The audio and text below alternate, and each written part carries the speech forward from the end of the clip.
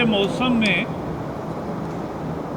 दिल्ली और एनसीआर में जो प्रदूषण की समस्या बहुत गंभीर होती है, उस समस्या में करने वाले कामों का रिव्यू लेने के लिए आज 5 राज्यों के मंत्रियों की बैठक बुलाई थी। इसमें उत्तर प्रदेश के दारा सिंह चौहान, राजस्थान के सुखराम बिश्नोई, हरियाणा के कंवर पाल, दिल्ली के गोपाल राय, ये 4 मंत्री और पंजाब के सचिव उपस्थित थे। अन्य राज्यों के सभी राज्यों के सचिव और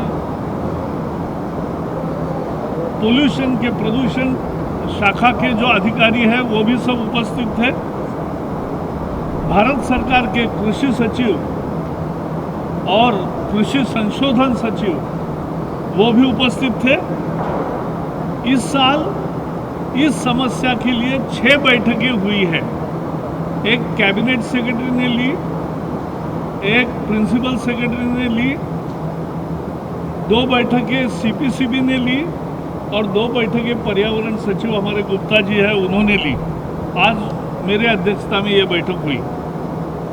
इसमें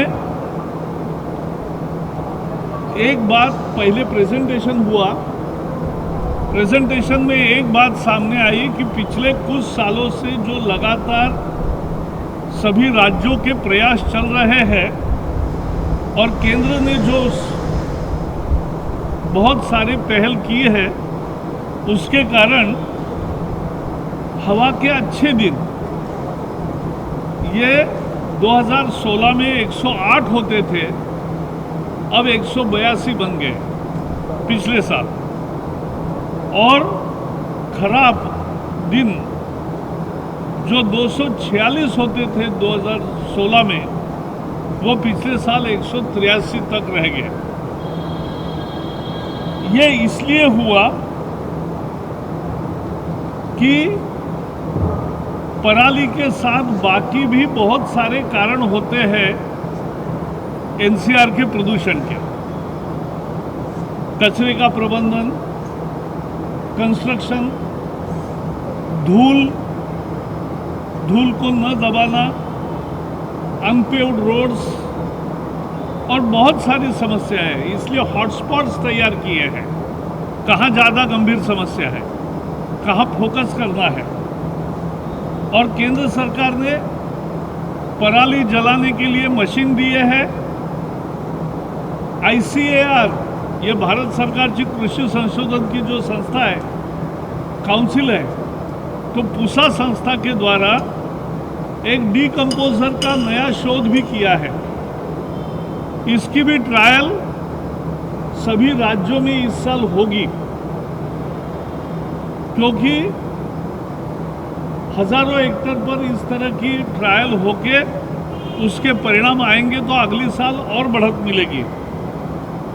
बायो CNG और बायो पावर के प्रयोग में भी भारत सरकार भूमिका निभा रही है।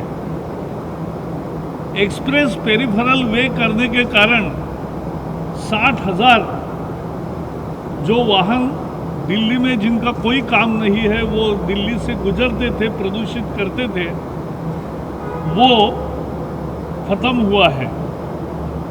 BS6 आया है। ईंट भट्टे और बाकी फ्यूल यूज करने वाले कल कारखानों का रूप बदला है, टेक्नोलॉजी नई आई है। CND वेस्ट मैनेजमेंट रूल आया है। बदर जो यहाँ का पावर प्लांट था बदरपुर का, वो भी बंद किया है।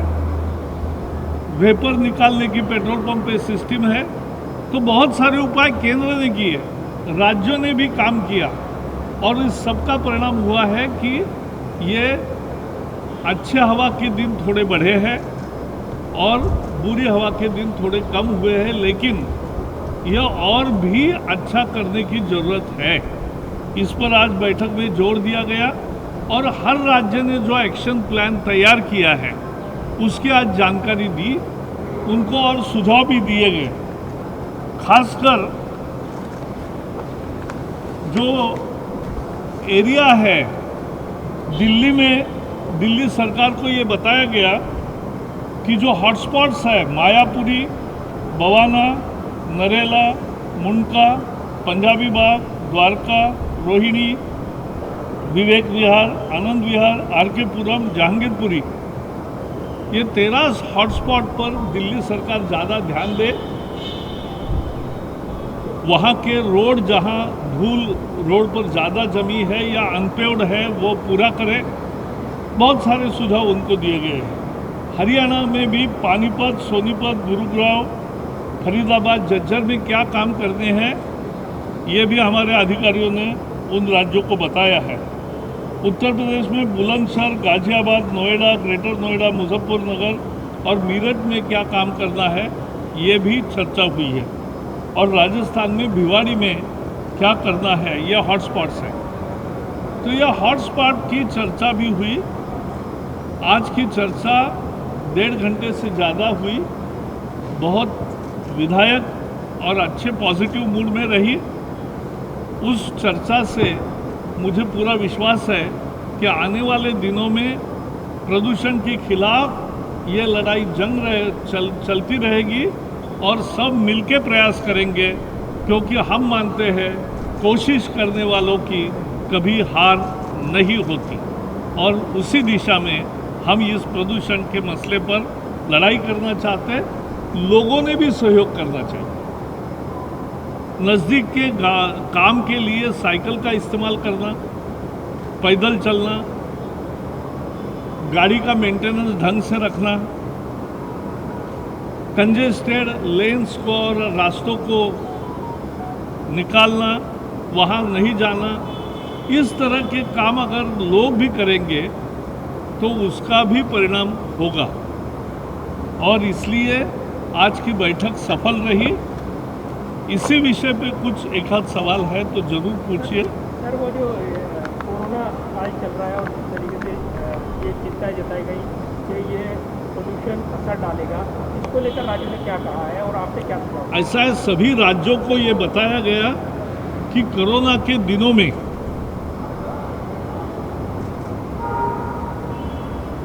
तो फेफड़ों का ही मुद्दा आता है और फेफड़ों पर प्रदूषण का बुरा परिणाम होता है, तो वो स्थिति को और गंभीर बना सकता है। और इसलिए पंजाब ने भी कहा कि जहाँ ज़्यादा जलता है stubble, वहाँ के किसानों में भी जागृति की एक मुहिम उन्होंने शुरू की है कि आप जलाओगे तो आपके घर के ही लोग पहले बीमार होंगे। एक साल में जादू की छड़ी जैसा काम नहीं होता, लेकिन निश्चित रूप से पराली जलाने में भी कमी आई है, सड़क और बाकी विषयों में भी सुधार आया है। कंस्ट्रक्शन डिमोलिशन वेस्ट में भी हमने नियम बनाए पहली दफ़ा आज़ादी के बाद, इसलिए उसमें भी कुछ सुधार आया है। अब बड़े बड़े कंस्ट्रक्शन में स्मॉग गन्स वगैरह रहते हैं, पानी की बौछार होती है और धूल को वही के वही ठिकाने पर लगाया जाता है। तो इस तरह के काम हो रहे हैं, लेकिन इसकी गति और तेज रीति से बढ़ाने की निश्चित निर्णय हुआ है। सर, सुप्रीम कोर्ट ने भी ये आदेश दिया था कि पराली को लेकर सख्त कार्रवाई हो, इंसेंटिव भी दिया जाए किसानों को। ऐसा है, भारत सरकार ने तीनों राज्यों को मिलकर लगभग 3 साल में 1700 करोड़ रुपए के मशीन्स दिए हैं। इंडिविजुअल लेता है तो 50% सब्सिडी है, कॉमन लेते हैं तो 80% सब्सिडी है। और उस मशीन के द्वारा अगर करेंगे काम तो उसका परिणाम पराली जलाने का संकट नहीं आता है, क्योंकि पराली निकल जाती है। और जो अभी बायो कंपोजर निकला है, डीकम्पोजर, वो पूसा का जो शोध है उसका भी इस साल ट्रायल ज़्यादा होगा, अगले साल और प्रभाव बढ़ेगा। लेकिन इस ट्रायल का भी परिणाम आएगा और इस साल अपेक्षा है कि कम पराली जले। हमारी निगरानी रहेगी। सीपीसीबी के टीम्स जागरूकता से काम करेंगे। 50 टीम्स रहेगी और सभी राज्यों से लगातार रोज का रोज कांटेक्ट होगा, रोज का रोज रिव्यू लिया जाएगा और पोल्यूशन कंट्रोल बोर्ड ये बहुत एक्टिव रहेगा और सभी राज्यों के साथ काम करेगा। ये भी निर्णय आज की बैठक में हुआ है। देखो, दिल्ली सरकार ने जो पूसा वाली तकनीक की बात आप कर रहे हैं, दिल्ली सरकार ने बोला दिल्ली में 30 लाख का खर्चा आएगा और किसानों को फ्री दिया जाएगा। दिल्ली में 800 हेक्टर ही जमीन है जहां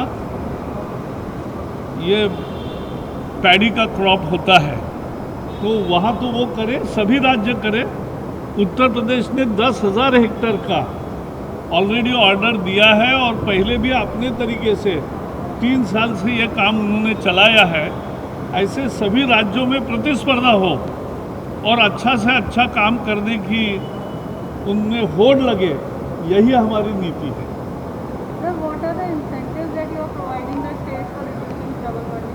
For purchasing machines, we are providing 50% subsidy, 80% subsidy for machines for cooperatives and 50% subsidy for individuals. और एक 8-10 किसान इकट्ठा आके एक मशीन लेते हैं और आपस में चलाते हैं, सब उपयोग करते हैं। ये इस साल भी होगा, इसलिए 3 साल में फॉरेस्ट 3 साल में स्टबल बर्निंग में थोड़ी कमी आई है, लेकिन बहुत अभी आना है। लेकिन केवल पराली का जलना एकमात्र पोल्यूशन का कारण नहीं है। जिस दिन पराली का एक 15-20 दिन बहुत ज़्यादा होता है, लेकिन ज़्यादा माने भी 40% होता है, उस दिन भी 60% पोल्यूशन ये रोड की धूल का, कचरे के अप्रबंधन का, बायोमास जलाने का और अन्य कारणों से होता रहता है, तो वो भी कम करना है।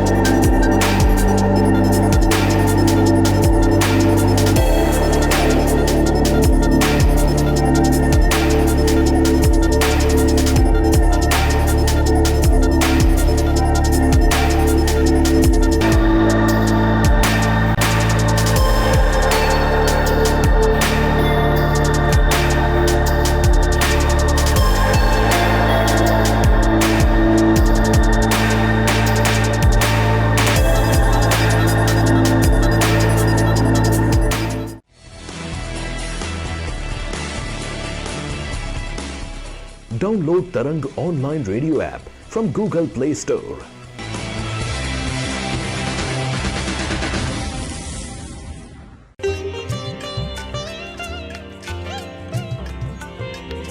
You are listening to Tarang Devotional Online Radio.